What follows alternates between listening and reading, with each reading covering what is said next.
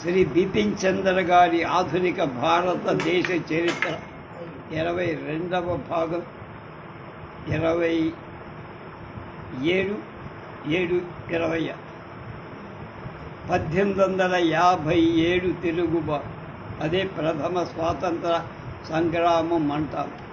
1857 ఉత్తర మధ్య భారతదేశంలో ఒక ప్రచండమైన ప్రజా తిరుగుబాటు విజృంభించి బ్రిటిష్ పాలన దాదాపు పూర్చేసినట్టే.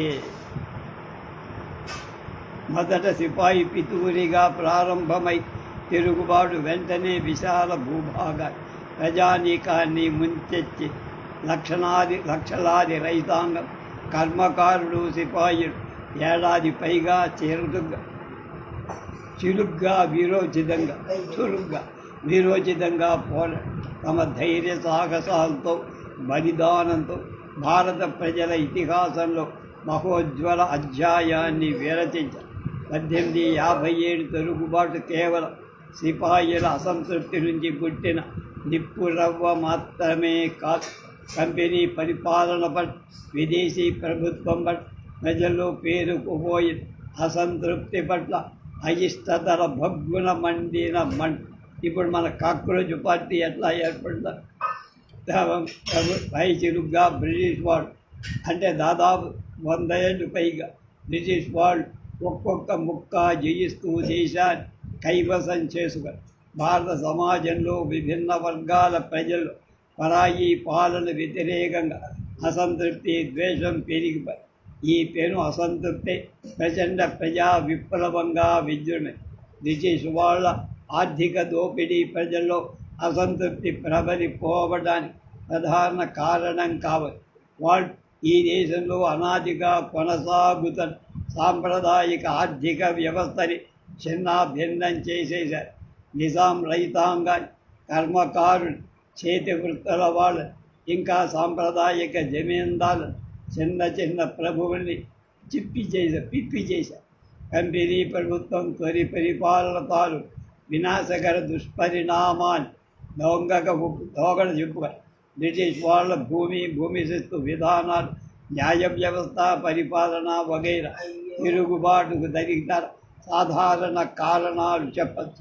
ముఖ్యంగా భూమి మీద ఆస్తి హక్కులు కలిగిన అనేక మంది రైతులు తమ ఆస్తిపాస్తులు వర్తకులకు, వడ్డీ వ్యాపారస్తులకు కట్టబెట్టి అప్పుల్లో మునిగి బికారులయ్యారు. పైపెచ్చి సామాన్య ప్రజలు పరిపాలనా యంత్రాంగంలో దిగువ స్థాయి ఉద్యోగుల్లో కలిసిపోయి అవినీతి, లంచగొండితనాలు బలైపోయాయి. పోలీసుల్లో, చోటా అధికారులు, క్రింది కోర్టుల్లో అవినీతి భయంకరంగా ప్రబలి 1859లో విలియం ఎడ్వర్డ్స్ అనే బ్రిటిష్ అధికారి తిరుగుబాటు కారణాన్ని చర్చిస్తూ పోలీసుల్ని ప్రజల పాలిటి యముళ్ళుగా పని వాళ్ళ హింస, నిరసన, పీడన, అన్యాయార్జన మన ప్రభుత్వం అంటే ప్రజలకు రోత పుట్టడానికి కారణభూతమయ్యాయి అన్న. చోటా అధికారుల రైతులు, జమీందారులని కొల్లగొట్టి డబ్బు మూట కట్టారు. గందరగోళ న్యాయ వ్యవస్థ ధనికులు, దరిద్రుల్ని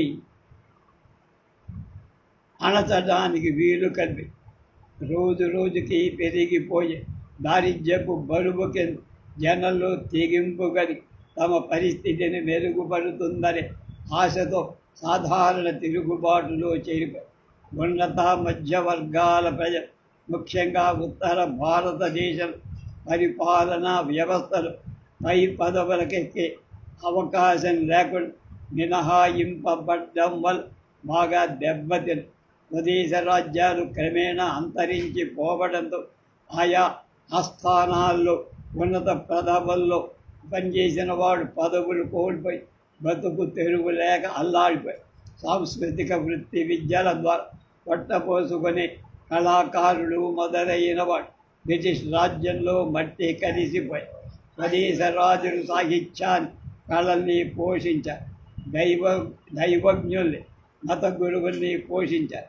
ఈ తూర్పు ఇండియా కంపెనీ వచ్చి స్వదేశ రాజుల్ని దేశంలో రాజ్యాధికారం సంపాదించడంతో కళలు, సాహిత్యం, శాస్త్రాల మీద ఆధారపడి జీవించే వాళ్ళ నోళ్లలో దుమ్ముపడి తమ యావత్ భవిష్యత్తుని ముప్పు ముసుగుపచ్చిందని గ్రహించిన మత గురువుల పండితులు మౌల్వీలు విదేశీ పాలనకి వ్యతిరేకంగా ప్రజల్లో అసహ్యం పుట్టించడం ప్రముఖ పాత్ర నిర్వహించి బ్రిటిష్ పరిపాలన పట్ల ప్రజలతో అయిష్టత పెరగడానికి మూల కారణం అది విదేశీయు కావటమే.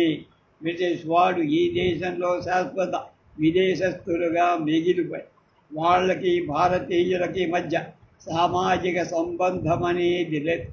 వాళ్ళకి ముందు వచ్చిన విజేతల మాదిరిగా కాక బ్రిటిష్ వాళ్ళు కనీసం ఉన్నత వర్గాల భారతీయుల్లోనైన సాంఘిక జీవనంలో కలిసిమెలిసి మెలగల వాళ్ళు జాత్యహంకారంతో ప్రవర్తిస్తూ భారతీయులు అసహ్యంగా నికృష్టంగా చూశారు.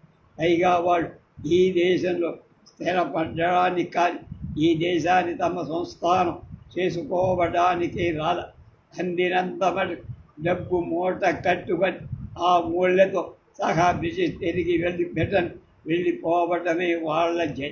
కొత్త పాలకుల మౌలికమైన ఈ విదేశ స్వభావం భారతీయులకు తెలిసిపోయి భారతీయులు వాళ్ళు తమ హితాభిలాషులుగా గుర్తించడాన్ని నిరాకరించి వాళ్ళ ప్రతి చర్యని అనుమానాస్పదంగా గమని ఈ విధంగా దేశస్థులకి ఒక అస్పష్టమైన బ్రిటిష్ వ్యతిరేక భావం ఏర్పడి ఆ భావమే నోగడ దేశంలో చాలా చోట్ల ఉప్పతిల్లిన తిరుగుబాట్లలో వ్యక్తమై తిరుగుబాటు సమయంలో కూడా బ్రిటిష్ పాలకులు విధేయుడిగా ఉండిపోయే మున్షీ మోహన్ లాల్ అని ఢిల్లీ పెద్ద మనిషి బ్రిటిష్ పాలనలో ధనవంతులైన వాడు సైతం బ్రిటిష్ పరాజయాన్ని చూసి మనస్సులో సంబరపడిపోయారని తర్వాత భారత ప్రజలు బ్రిటిష్ పాలకులు అక్రమ విదేశీ కబ్జాదారులుగా పరిగణించాలని మొహిదుద్దీన్